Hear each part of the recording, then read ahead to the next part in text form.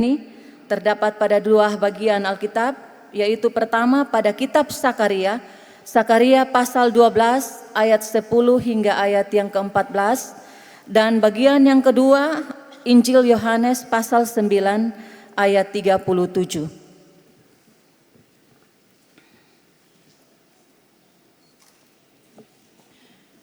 Jika Bapak Mama telah menemukannya, demi hormat kepada firman Tuhan, saya mengajak semua untuk berdiri.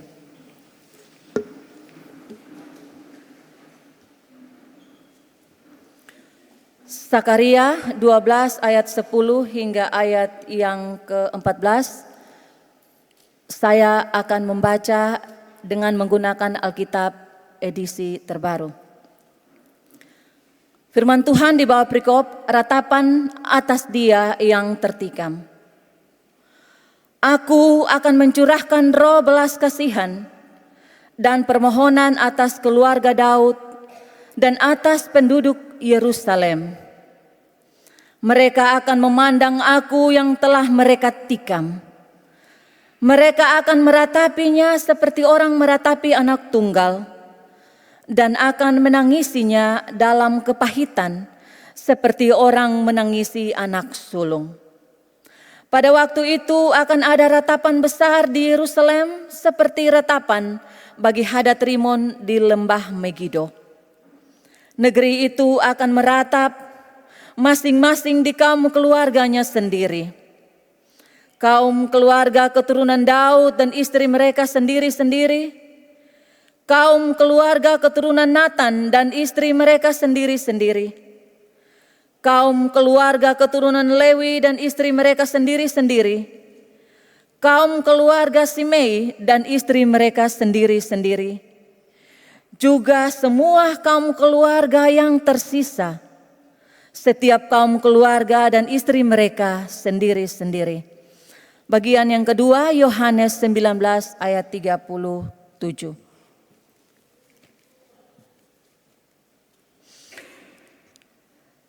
Lambung Yesus ditikam. Ayat 37.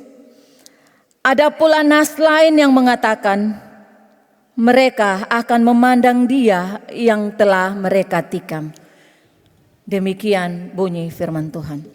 Berbahagialah orang-orang yang memegang peringatan-peringatannya dan yang mencari dia dengan segenap hati. Hosiana.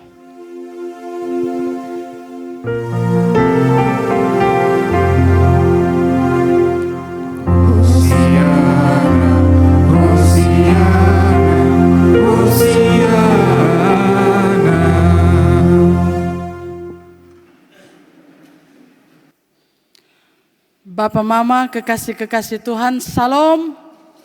Salam. Ada sukacita kok? Kalau ada sukacita, mari kita jabat tangan dengan saudara-saudari di samping kanan kiri dan muka dan belakang. Kita katakan salam damai.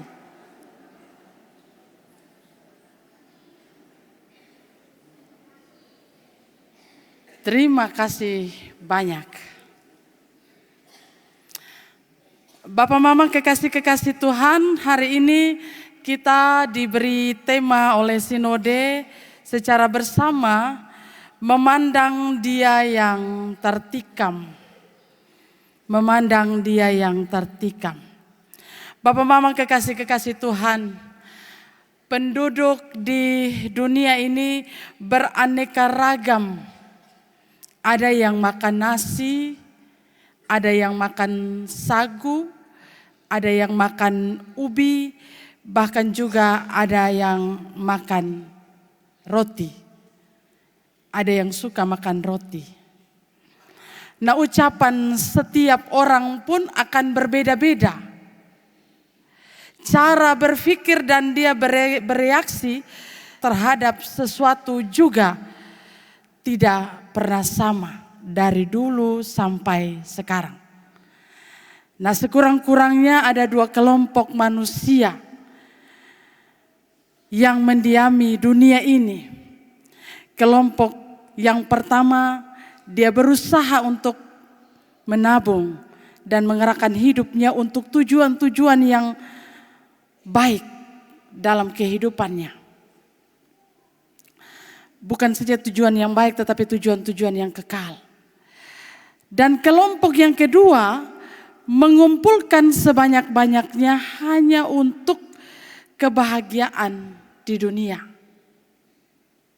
Kelompok yang pertama ini siap sedia untuk menderita, sabar menanggung kesulitan, rela untuk memikul salib, menahan diri karena berharap akan Tuhan. Kelompok yang kedua berpendapat bahwa kebahagiaan itu berarti menjadi kaya dan ternama dengan menggunakan segala cara dan energi. Bapak Mama kekasih-kekasih Tuhan, kelompok yang satu akan merendahkan diri di hadapan Tuhan, mengakui segala kesalahan dan berbalik jika dia berbuat salah. Sementara kelompok yang kedua dia memilih untuk mempertahankan ego, kemudian tetap membela dirinya, tetap mempersalahkan orang lain. Jika mengaku salah, maka akan dianggap kalah. Bukan hanya di waktu yang lalu, tetapi saat ini juga di masa sekarang, sesuatu yang katong bilang serong tidak dapat dibiarkan bertahan lama. Pikiran dan jalan hidup yang tidak sejalan dengan kehendak Allah harus dibereskan. Hidup yang nyaris binasa perlu untuk diselamatkan. Sebab bumi harus penuh dengan kemuliaan Allah. Itu kita bisa melihatnya dalam Mazmur 108 ayat 6. Saya membandingkannya dengan itu. Tidak heran Bapak Mama, melalui nubuatan Zakaria, Allah menyampaikan bahwa kelepasan bagi umat Israel akan segera digenapi. Perhatikan, hal pertama yang dibuat Allah adalah mencurahkan roh pengasihan dan roh permohonan. Allah ingin membentuk hati umat terlebih dahulu, supaya mereka memiliki keinginan hati untuk mencari Dia. Allah membentuk dulu terlebih dahulu sehingga Dia memberikan roh pengasihan, roh permohonan bagi umatnya, supaya umatnya punya keinginan hati untuk mencari Dia. Allah menginginkan supaya umat Israel juga turut meminta apa yang hendak Ia lakukan bagi mereka. Bapak Mama kekasih-kekasih Tuhan, tujuan Allah mengaruniakan roh pengasihan adalah supaya umat menguduskan hidup, mengenali dosa, dan memohon ampun serta memiliki belas kasihan. Sementara roh permohonan dicurahkan supaya menuntun dan membantu umat mengerjakan kewajibannya untuk berdoa dan lain-lain. Mengapa itu penting Bapak Mama? Sebab umat tidak dapat tanpa roh, tanpa doa. Kalau kita hidup tanpa roh dan doa ini sama dengan kita katong hidup tanpa nafas. Jadi firman Tuhan ini mau menegaskan bagi kita, pemberian roh oleh Allah ini juga menegaskan bahwa semua bangsa di bumi ini bukanlah kaum yang hidup tanpa Tuhan dan tak terjangkau oleh karya keselamatan Allah dalam Kristus. Roh itu dapat mengunjungi siapa saja. Dapat mengunjungi Bapak Mama dan juga saya kapan saja dan di mana saja. Dalam keadaan apa saja kita. Roh itu akan memenuhi dan mempengaruhi semua sektor sendi kehidupan manusia. Roh itu juga dapat menikmati perbuatan-perbuatan saat kita berurusan dengan hidup dan pekerjaan setiap hari.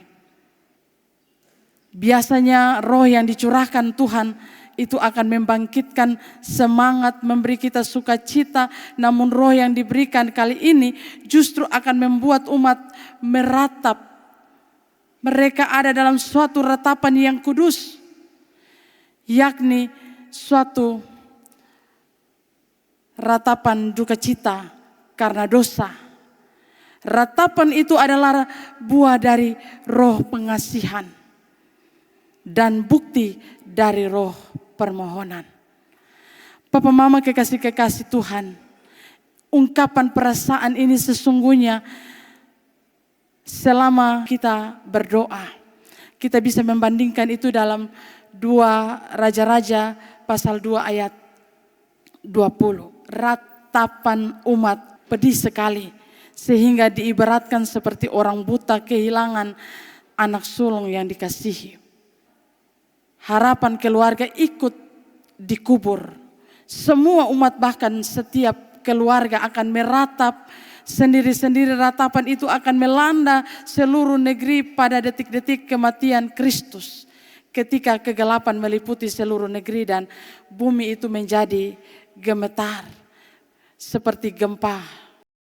Dengan melihat kematian Kristus, banyak orang akan dibuat berduka karena dosa dan berpaling kepada Allah.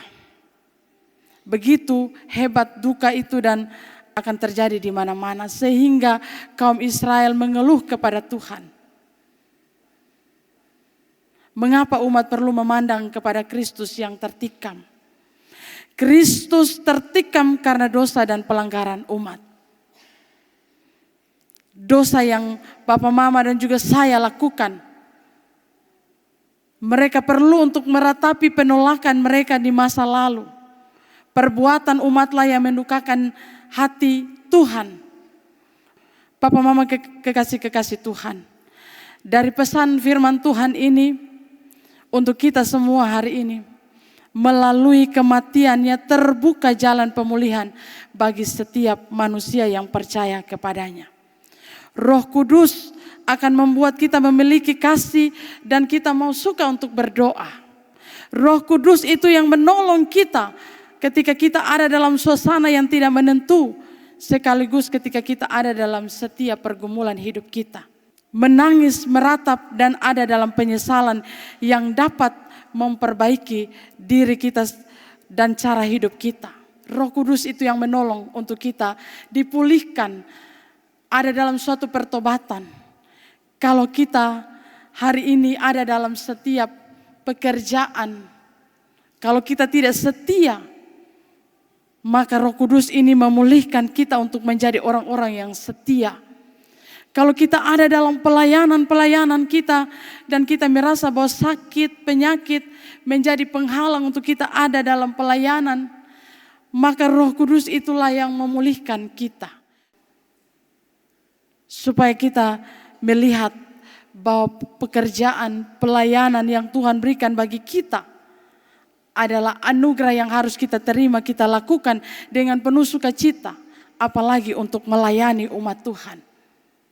Roh Kudus itu juga yang membuat kita yang sementara ada dalam KDRT, mungkin kita sebagai suami yang tidak lagi setia kepada istri, mungkin istri yang tidak lagi setia kepada suami, maka Roh Kudus inilah yang memulihkan kita ada dalam suatu pertobatan untuk kembali ke jalan yang benar. Roh pengasihan ini menolong kita. Sebab dosa-dosa kita inilah yang membuat dia tertikam.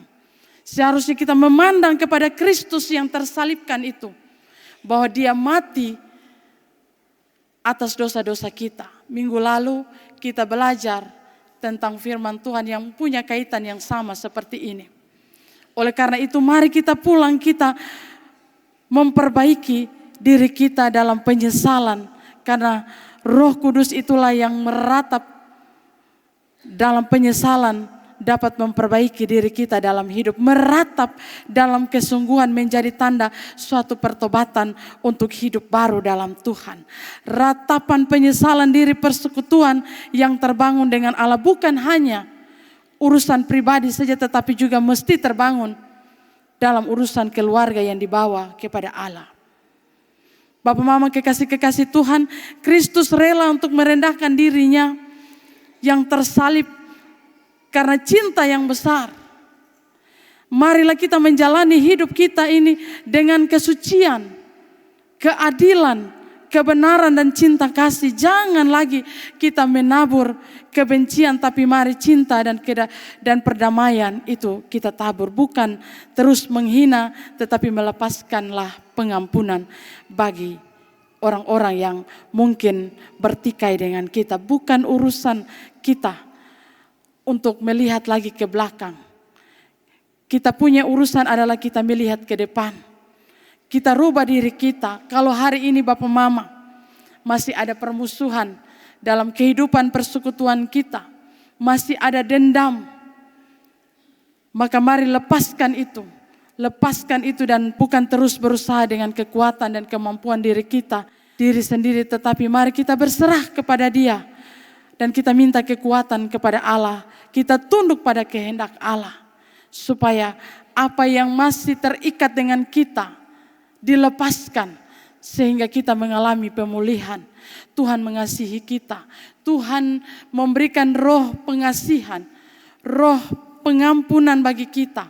Oleh karena itu, mari kita memandang kepada Dia yang tersalibkan itu. Dia yang tidak punya dosa, Dia yang tidak bersalah, namun Dia harus menanggung semua kesalahan-kesalahan yang kita perbuat. Dia yang tertikam. Dia yang kalau orang Islam bilang tersolimi. Dia yang menanggung segalanya. Papa Mama kekasih-kekasih Tuhan, ingatlah bahwa setiap kecemaran, setiap hawa nafsu yang menguasai kehidupan kita, kepalsuan, kebencian dan keserakahan yang mungkin melekat dalam diri kita akan membuat Kristus semakin tertikam berulang-ulang. Ketidaksetiaan kita kepada orang-orang yang kita kasihi. Bagi kita sebagai anak-anak yang mungkin berulang-ulang kali kita menjadi anak-anak yang tidak mau dengar-dengaran kepada orang tua, maka kita harus melihat bahwa kita sudah membuat Kristus yang tertikam berulang-ulang. Seringkali kita bilang kita mengaku dosa, tetapi kita kembali lagi dalam kehidupan kita yang lama. Oleh karena itu mari kita menghindari itu. Dengan segala keadaan kita selalu diperhitungkan Allah. Tidak pernah Ia membiarkan kita binasa, apalagi kita terjatuh Bapak Mama. Tapi Dia akan mengangkat kita. Tunduklah kepada Allah dan mari kita mengintrospeksi diri kita pribadi lepas pribadi.